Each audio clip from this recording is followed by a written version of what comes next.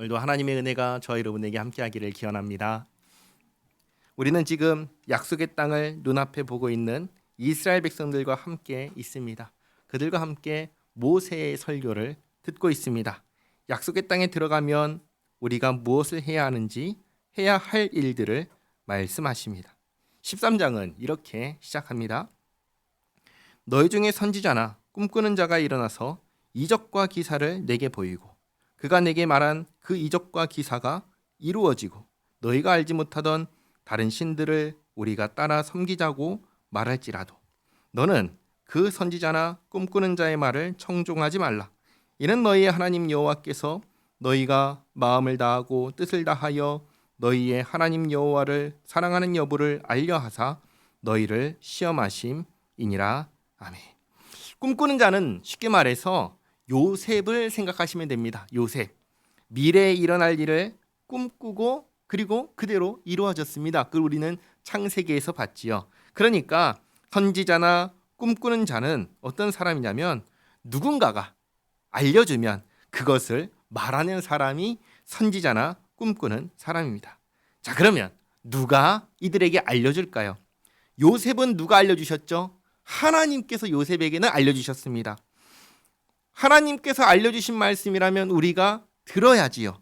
그런데 2절 말씀을 보시면 너희가 알지 못하던 다른 신들을 섬기자고 말하는 게 누구냐면 선지자나 꿈꾸는 자들이라고 합니다. 그러면 이들에게 알려준 자는 누구일까요? 하나님일까요? 아니죠. 그렇죠. 사탄, 마귀가 알려주는 겁니다.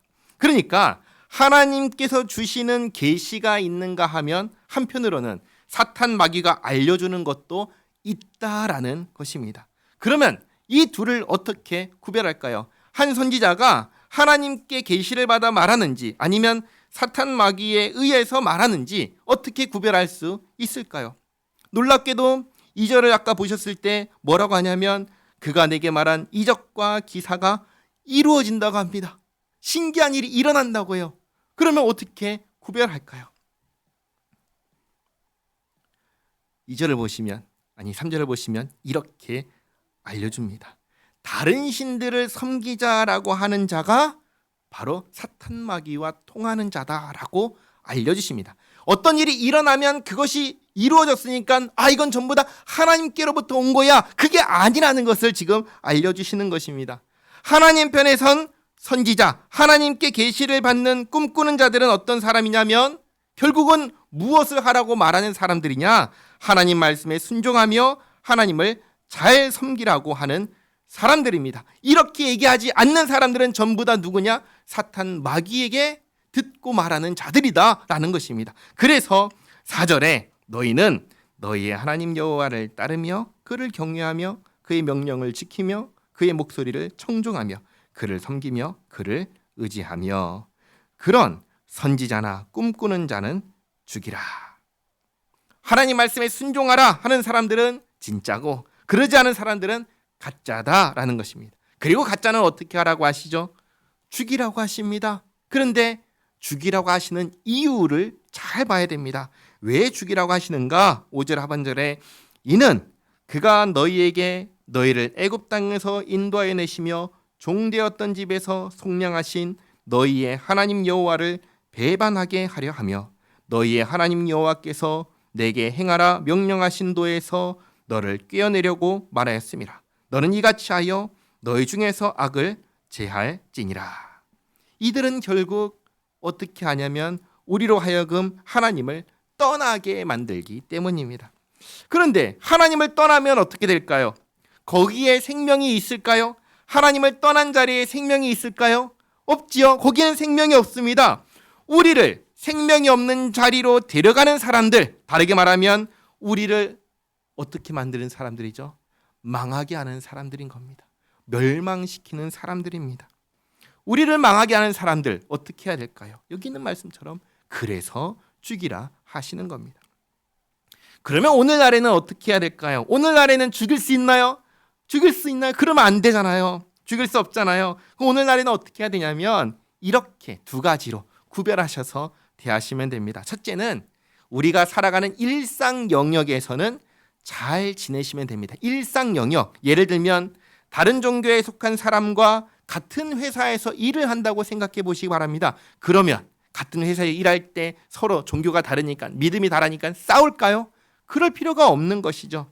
함께 협력해서 직장 생활하니까, 회사 일을 하니까 회사 일을 잘 하면 됩니다. 이게 일상생활과 관련된 영역에서 잘 지내는 것입니다. 그리고 둘째로 신앙과 관련된 영역에서는 거리를 두면 되는 겁니다. 예를 들면 전 보러 가자고 하다든지, 주일날 교회 좀 빠지고 어디 가자고 한다든지, 이렇게 얘기하는 사람에게 선을 긋는 것입니다. 하나님께서는 자기 백성에게 일주일에 하루를 구별하여 하나님을 예배하라고 하셨습니다. 우리가 하나님께 속한 사람, 하나님의 백성이라면 하나님 말씀을 지킬까요? 안 지킬까요? 당연히 지켜야지요. 그러면 주일날에 빠지고 어디 가자고 하는 말을 들었을 때 당연히 우리는 뭐라고 말을 해야 할까요? 그래 갑시다라고 해야 될까요? 아니면 그럴 수가 없습니다, 그러면 안 됩니다라고 해야 할까요? 당연히 그럴 수 없다고 얘기를 하는 겁니다. 물론 이렇게 말할 때 막 화를 내면서 버럭하면서 그렇게 말하나요? 아니죠. 온유한 심령으로 말하는 것입니다. 우리는 항상 온유한 심령을 가지고 선을 그을 때에도 온유한 심령을 가지고 말을 해야 합니다. 사람들한테 예수 믿는 사람들은 항상 화가 나 있어 라는 소리를 들으면 될까요? 안 될까요? 안 되는 거예요. 덕이 안 되는 겁니다. 예수 믿는 사람들한테 가면 맨날 화만 내고 그런 사람들이야. 그렇다면 누가 예수님 믿으려고 할까요? 안 믿으려고 하죠. 그러니까 덕이 안 되는 겁니다. 그러면 안 됩니다. 항상 온유한 심령을 가지고 말을 하되, 주일에는 내가 약속에 있어서, 어떤 약속이에요? 하나님과 한 약속이잖아요. 하나님을 예배하겠다고 한. 근데 이걸 다 설명하기 그러니까 주일에는 내가 약속이 있어서 빠질 수가 없다고 그렇게 잘 얘기를 하고 그렇게 하면 되는 겁니다. 지금 우리는 오늘날과 아주 다른 사회를 배경으로 주신, 옛날에 주신 말씀을 듣고 있습니다. 죽이라 하셨던 말씀은 그때 가능했던 말씀입니다. 오늘은 그럴 수가 없는 것이죠. 이 차이점을 이해하면서 계속 보겠습니다. 6절에 보시면 내 어머니의 아들 곧 내 형제나 내 자녀나 내 품의 아내나 너와 생명을 함께하는 친구가 가만히 너를 꾀어 이르기를 너와 내 조상들이 알지 못하던 다른 신들 곧 내 사방을 둘러싸고 있는 민족 혹 내게서 가깝든지 내게서 멀든지 땅 이 끝에서 저 끝까지에 있는 민족의 신들을 우리가 가서 섬기자 할지라도 너는 그를 따르지 말며 듣지 말며 긍휼히 여기지 말며 애석히 여기지 말며 덮어 숨기지 말고 너는 용서 없이 그를 죽이되 죽일 때에 내가 먼저 그에게 손을 대고 후에 뭇 백성이 손을 대라. 여기 죽이라고 하는 대상이 누구입니까? 하나님을 떠나서 다른 신을 섬기자고 하는 사람인데 그 사람이 나하고 어떤 관계일지라도 죽이라고 하죠. 형제일지라도 자녀일지라도 아내일지라도 심지어 생명을 나누는 친구일지라도 죽이라고 합니다. 부모님은요? 부모님은 아니에요. 제외됩니다. 지금 말씀하신 이 네 사람, 네 종류의 관계 속에 있는 사람들, 이들도 나하고 어떤 사람이에요? 친밀한 사이죠. 그럴지라도 그렇게 말하는 사람이 있으면 죽이라고 합니다. 하나님을 배신하게 만드는 자는 반드시 죽이라는 겁니다. 방금 전에도 말씀드렸다시피 이들은 우리로 하여금 영원한 생명을 떠나서 영원한 멸망에 이르게 하는 사람들이기 때문입니다. 10절에 그는 애굽 땅 종되었던 집에서 너를 인도해 내신 내 하나님 여호와께서 너를 꾀어 떠나게 하려 한 자이니 너는 돌로 쳐 죽이라. 그리하면 온 이스라엘이 듣고 두려워하여 이 같은 악을 다시는 너희 중에서 행하지 못하리라. 아주 정확하게 말씀하시죠. 하나님을 떠나는 것이 악이고 하나님을 떠나게 만드는 것도 악입니다. 12절 내 하나님 여호와께서 내게 주어 거주하게 하시는 한 성읍에 대하여 내게 소문이 들리기를 너희 가운데서 어떤 불량배가 일어나서 그 성읍 주민을 유혹하여 이르기를 너희가 알지 못하던 다른 신들을 우리가 가서 섬기자 한다 하거든 너는 자세히 묻고 살펴보아서 이런 가증한 일이 너희 가운데 있다는 것이 확실한 사실로 드러나면 항상 이 점을 염두해야 됩니다. 소문만 듣고 판단해서는 안 됩니다. 사실 여부를 직접 확인하고 난 후에 판단해야 합니다. 이런 자세가 예수 믿는 사람들이 기본적으로 갖추어야 할 자세입니다. 옛날에 카톡으로 어떤 얘기를 막 전달받으며 이게 사실인가 하고는 막 전했지만 이제는 안 그러죠. 왜냐하면 그렇게 전달받은 내용 가운데는 가짜도 많이 있다는 것을 알면서 함부로 전달하지 않습니다. 그것처럼 이게 진짜인지 가짜인지는 확인을 하고 난 다음에 이게 사실이면 그 다음에 행동을 판단하고, 그러지 않으면 안 해야 되는 것이죠.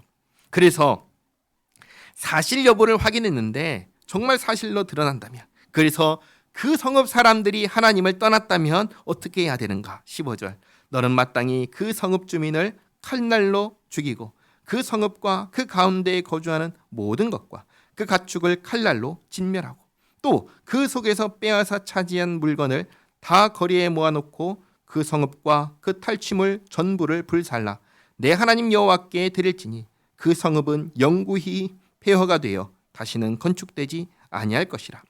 너는 이 진멸할 물건을 조금도 내 손에 대지 말라. 그리하면 여호와께서 그의 진노를 그치시고 너를 긍휼히 여기시고 자비를 더하사 내 조상들에게 맹세하심 같이 너를 번성하게 하실 것이라. 이 명령은 약속의 땅에 들어가서 할 전쟁 지침과 똑같습니다.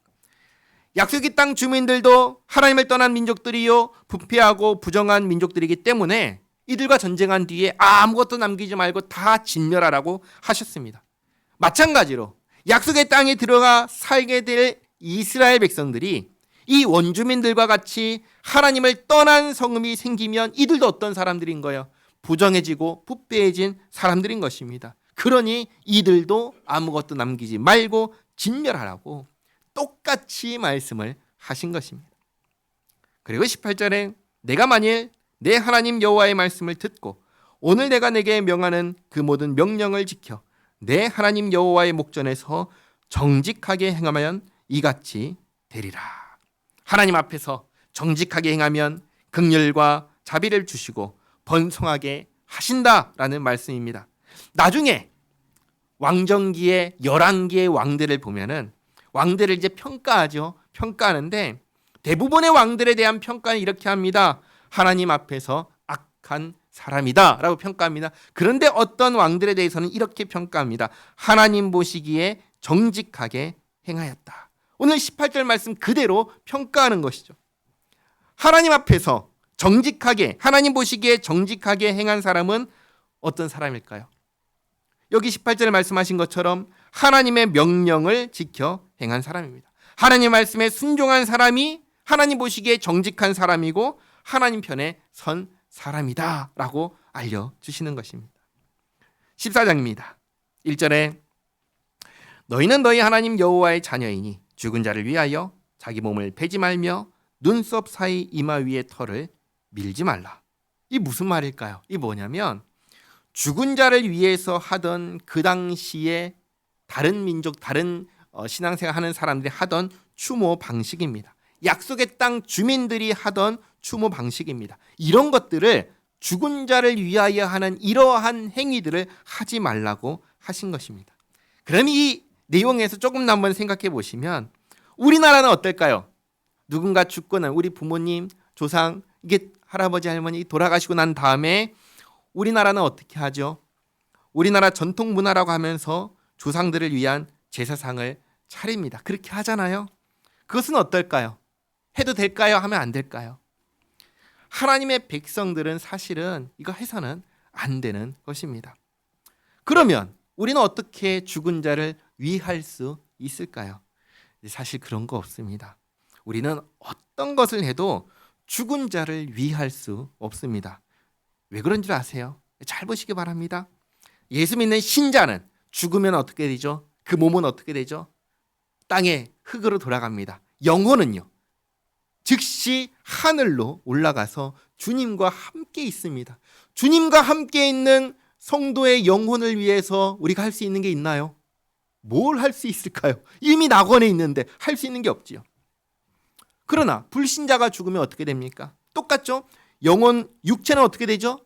육체는 흙으로 돌아갑니다. 불신자의 육체도 흙으로 돌아갑니다. 영혼은요, 즉시 어디로 가나요? 지옥으로 들어갑니다. 불신자의 영혼은 죽으면 즉시로 지옥에 들어갑니다. 지옥에 간 그 영혼을 위해서 우리가 무엇을 할 수 있을까요? 우리 할 수 있는 거 아무것도 없습니다. 그러니까 우리는 어떤 형태로든 죽은 자를 위할 수가 없습니다. 그러니 죽은 자를 위해서 하는 모든 행위는 사실 해서는 안 되는 것입니다. 여기서 한 가지 더 말씀드리죠. 추모 예배는 어떨까요? 추모 예배. 사실 추모 예배도 안 됩니다. 왜 안 되는 줄 아세요? 예배잖아요. 예배는 누구에게 하는 걸까요? 하나님께 하는 겁니다. 하나님만을 예배할 수 있는데 누구 추모 예배 하면서 누구를 기려요? 고인을 기린다면 그거는 누구를 예배하는 건가요? 하나님인가요? 아니면 고인인가요? 이게 우상 숭배가 되는 것입니다. 이것을 염두하면서 이렇게는 할 수 있습니다. 어떻게냐? 기를 맞아서 그 핑계로 온 가족이 다 함께 모여가지고 하나님을 예배한다. 이것은 할 수 있습니다. 그러나 이때에도 하나님을 중심으로 예배를 해야 되지, 만약에 이렇게 하나님 예배한다 하고 모였을 때에도 그 모임의 중심이 고인 중심으로 가가지고 예배가 진행된다면 벌써 이것은 예배를 받으시는 분이 하나님이 아니라 고인이 되는 것이죠. 이런 부분을 염두해서 기일에 우리 다 같이 모여서 하나님을 예배하자, 이것을 신경 쓰면서 하면 그것은 해도 된다. 그러나 그러지 않고 고인이 중심이 된 예배를 드린다면 그것은 우상숭배다. 이것을 유념하시면 되겠습니다. 기억하시기 바랍니다. 장례를 끝으로 죽은 사람을 위해서 우리가 할 수 있는 건 아무것도 없습니다. 그래서 오늘 1절 말씀에 이방인들이 하던 그런 식의 추모행위, 죽은 자를 위하는 행동들 하지 말라고 하신 것입니다. 그러면서 2절에 뭐라고 하시죠? 너는 내 하나님 여호와의 성민이라. 너희는 다르다. 여호와께서 지상 만민 중에서 너를 택하여 자기 기업의 백성으로 삼으셨느니라.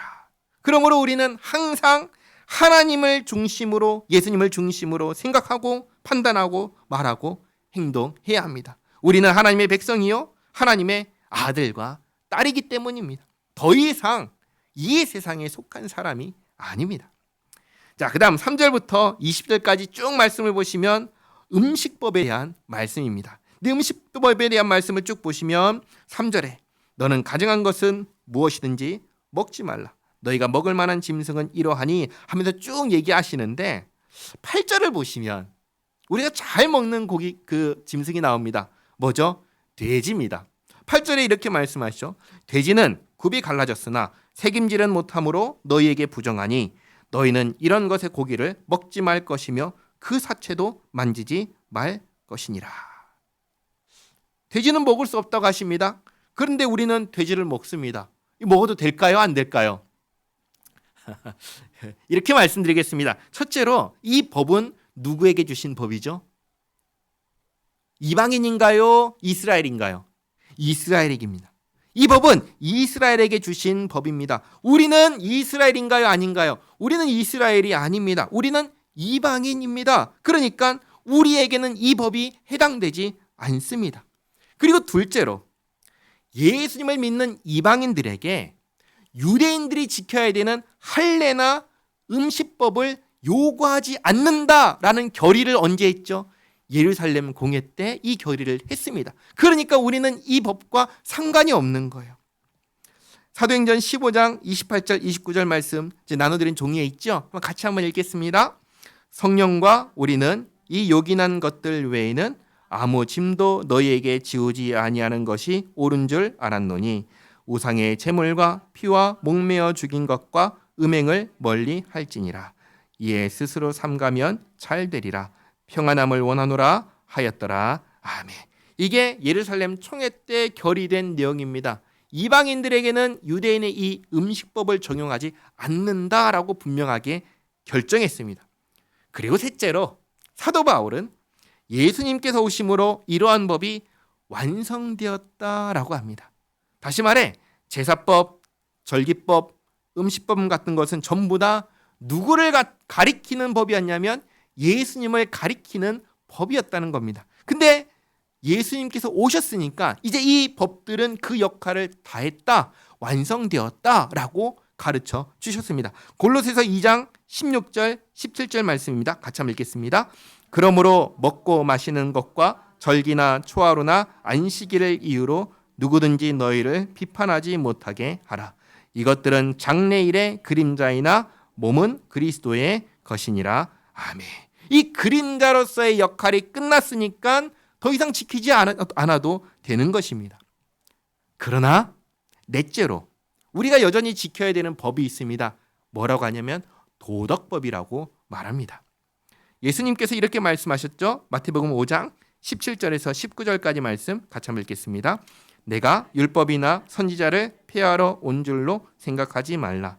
폐하러 온 것이 아니요 완전하게 하려 함이라. 진실로 너희에게 이르노니 천지가 이루어지기 전에는 율법의 1.1획도 결코 없어지지 아니하고 다 이루리라. 그러므로 누구든지 이 계명 중에 지극히 작은 것 하나라도 버리고 또 그같이 사람을 가르치는 자는 천국에서 지극히 작다 일컬음을 받을 것이요 누구든지 이를 행하며 가르치는 자는 천국에서 크다 일컬음을 받으리라. 아멘. 그리고 이어지는 말씀이 너희는 살인하지 말라는 말씀을 들었지만 나는 너에게 이렇게 말한다 하면서 우리가 잘 아는 10계명의 말씀들을 예수님께서 설명해 주셨습니다. 지키라고 주셨습니다. 그러니까 도덕법은 여전히 우리에게도 유효한 것입니다. 정리하면 이렇습니다. 이 음식법은 누구에게 해당한다고요? 유대인에게 해당됩니다. 예수님 믿지 않는 유대인들은 지금도 이 음식법을 지켜야 합니다.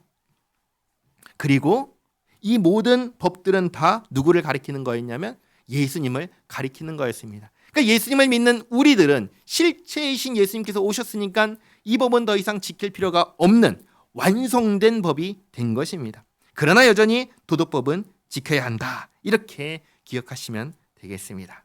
자, 그다음 9절부터 또 20절까지 쭉 보시면 계속해서 물에 있는 모든 것 중에서 새 중에서 이렇게 하면서 말씀을 하시는데 어떤 분들은 이 음식법을 보고 우리의 건강을 위해서 하나님께서 정하셨다라고 하는 분도 계십니다. 근데 그런 말씀도 일리는 있는데 성경에는 이 음식법이 우리의 건강을 위해서 주셨다라는 내용이 전혀 없습니다. 전혀 없으니까 음식법에 대해서는 앞에서 말씀드렸던 내용으로 유대인에게만 해당되고 예수님께서 율법의 완성이 되셔서 예수 믿는 우리에게는 그 역할이 끝난 법이다라고 그렇게 기억하시면 되겠습니다. 21절에 너희는 너희 하나님 여호와의 성민이라 스스로 죽은 모든 것은 먹지 말 것이나 그것을 성중에 거류하는 객에게 주어 먹게 하거나 이방인에게 파는 것은 가하니라. 이방인은 상관없다라고 얘기를 하시죠. 너는 염소 새끼를 그 어미의 젖에 삼지 말지니라. 이것은 해서는 안 되는 잔인한 행동이다라고 알려주시는 겁니다. 22절 너는 마땅히 매년 토지 소산의 11조를 드릴 것이며 11조를 하는 것도 마땅한 거라고 하십니다. 도덕법과 마찬가지로 이 11조에 대한 법도 오늘날 우리가 지켜야 하는 법입니다.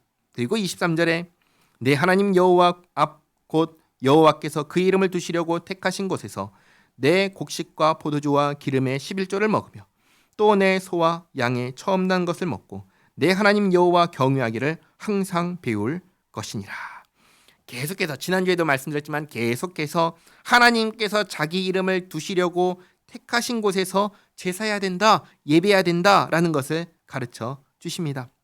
구약시대의 처음에는 어디였냐면 실로라는 곳입니다. 실로라는 곳이었고 그 다음에는 예루살렘이 되었습니다. 오늘날에는 어디가 되었죠? 예수님께서 말씀하신 것처럼 두세 사람이 예수님의 이름으로 모인 곳에서 예배하는 것입니다. 마태복음 18장 20절 말씀 같이 읽겠습니다. 두세 사람이 내 이름으로 모인 곳에는 나도 그들 중에 있느니라. 아멘. 우리의 예배는 삼위일체 하나님께 드리는 예배이니 하나님께서 계신 곳에서 예배를 해야 하는데 하나님이 어디에 계십니까?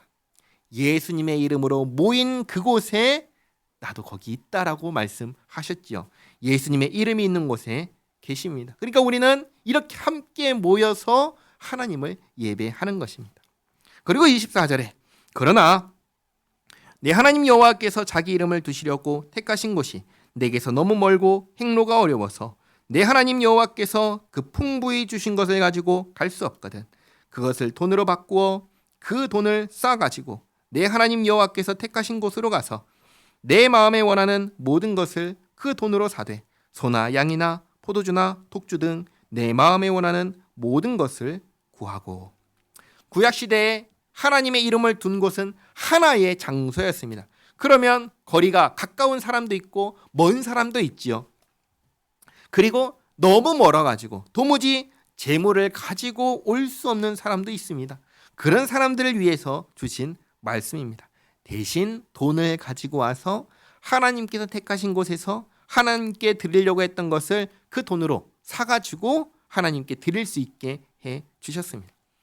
이게 되려면 쉽게 말해서 성전에 환전을 하거나 물건을 사고 파는 일이 있을 수밖에 없는 것입니다. 정직하게 하냐 부정하게 하냐의 문제는 있을 수 있지만 물건을 사고 파는 것, 돈을 환전하는 이 일은 하나님께서 허락하신 일이다라는 것을 잘 알 수가 있습니다. 그리고 26절 하반절에 거기 내 하나님 여호와 앞에서 너와 내 권속이 함께 먹고 즐거워할 것이며 내 성읍에 거주하는 레위인은 너희 중에 분깃이나 기업이 없는 자이니 또한 저버리지 말지니라. 이렇게 11절을 하나님께 드리고 그것으로 먹고 마실 때 반드시 이 레위인도 챙겨서 함께하라 하십니다. 마지막 28절에 매 3년 끝에 그 해 소산의 10분의 1을 다 내어 내 성읍에 저축하여.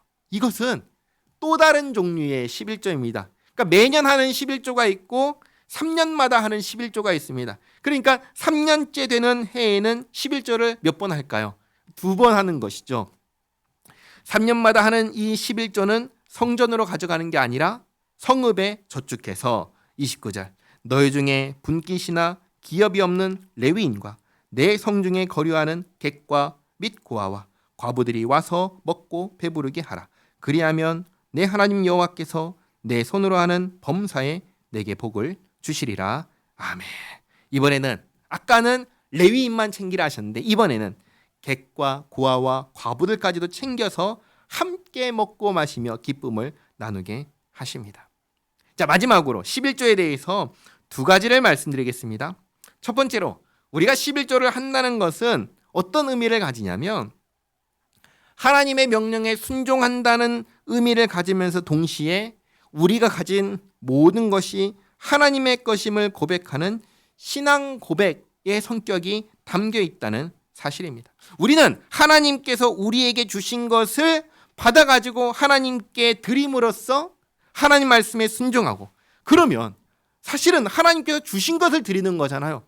그런데 하나님께서 주신 것을 받아서 하나님께 드리는 이 순종을 기뻐하셔서 하나님께서는 우리에게 더욱 많이 베풀어 주시고, 그러나 우리는 그것을 가지고 또 말씀에 순종하여 하나님께 드리면 하나님께서 그걸 기뻐하시면서 더 풍성하게 우리에게 주시고 하는 이 선순환이 11조를 통해서 이루어지게 해 주셨습니다. 그리고 둘째로는 11조의 용도인데 11조의 가장 큰 용도는 뭘까요? 바로 레위인의 생계 유지에 있었습니다. 민수기 18장 21절 말씀 같이 한번 읽겠습니다. 내가 이스라엘의 11조를 레위 자손에게 기업으로 다 주어서 그들이 하는 일 곧 회막에서 하는 일을 감나니 아멘. 레위인들은 다른 지파 사람들처럼 자기 땅이나 기업이 있어서 그것으로 생계를 유지했냐? 그러지 않았습니다. 레위인들은 오직 회막에서 하나님을 섬기는 일만 했습니다. 다른 일은 하지 않았습니다. 그러면 이들이 살기 위해서는 나머지 지파가 도와줘야 했습니다. 그게 바로 이 11조였습니다. 11조는 레위인의 생계를 위해서 하나님께서 주신 것입니다. 그래서 레위인들에게 줘야 되니까 매년 11조를 내게 했죠. 근데 3년에 한 번씩 하는 11조가 있잖아요. 이 객과 고아와 과부들은 3년에 한 번씩 하면은 이들은 생계를 어떻게 유지할까요? 이들은 어떻게 유지하게 하셨냐면 각 지파가 가진 밭에서 떨어진 이삭을 줍거나 품을 팔아서 생계를 유지하게 하셨습니다. 이걸 잘 보여주는 장면이 뭐냐면 룻기의 말씀입니다. 오늘 말씀처럼 3년마다 하는 11조로 고아와 과부들 객까지도 함께 성읍에서 배부르게 먹고 마시게 하셨고, 그리고 하나님 말씀에 순종하는 사람들이 가진 밭에 그런 사람들이 와가지고 자기 일용할 양식을 얼마든지 가져갈 수 있게 막 소리해가지고 막 이렇게 가져가는 게 아니라 주어서 그날 먹을 만큼 가져갈 수 있게 해서 매일의 양식을 먹을 수 있게 해 주셨습니다. 우리 하나님은 어떤 하나님이십니까? 우리 하나님은 참 좋으신 하나님이십니다. 하나님 말씀대로만 살면 어떨 것 같습니까? 정말 잘 살 수 있을 것 같지 않습니까? 오늘날에는 구약 시대와는 다른 시대에 살고 있기 때문에 100% 똑같이 할 수는 없지만 모두를 다 잘 살게 하려 하시는 하나님의 뜻을 헤아려서 우리도 각자의 자리에서 성실하게 일하고 또 서로를 섬기며 아름다운 교회를 함께 이루어가는 우리 모두가 되기를 바랍니다. 기도하겠습니다. 하나님 감사합니다. 수요일에 주님 앞에 나와서 말씀 듣고 기도하며 찬양하며 하나님을 예배하게 하시니 감사합니다. 약속의 땅에 들어가서 살아갈 때 해야 할 일들을 다시금 보았습니다. 선지자가 있고 또 꿈꾸는 자가 있어도 그들을 통해 우리가 들어야 할 말씀이 무엇인지 알려주시니 감사합니다. 참된 하나님의 선지자이고 참된 꿈꾸는 자라면 우리에게 하나님 말씀에 순종하며 살라 할 것이니 오늘 이 말씀을 들은 우리들이 정말 하나님 말씀을 알기 위해 성경을 읽고 또 그 말씀을 따라 살기 위해 기도하는 우리 모두가 되게 하옵소서. 주께서 정하신 곳에서 예배하라 하셨사오니 예수님을 믿는 믿음 안에서 하나님을 예배하기 위하여 모이기에 힘쓰는 우리 모두가 되게 하옵소서. 음식법과 절기와 제사가 다 예수님을 가리키는 법이었음을 알았습니다. 이제 예수님께서 오심으로 그 모든 법이 완성되었으니 이제는 주께서 지켜 행하라 하신 세 계명, 사랑의 계명을 잘 지키며 사는 우리 모두가 되게 하옵소서. 여전히 우리가 지켜야 하는 11조와 도덕법 또한 잘 지키며 살게 하옵소서.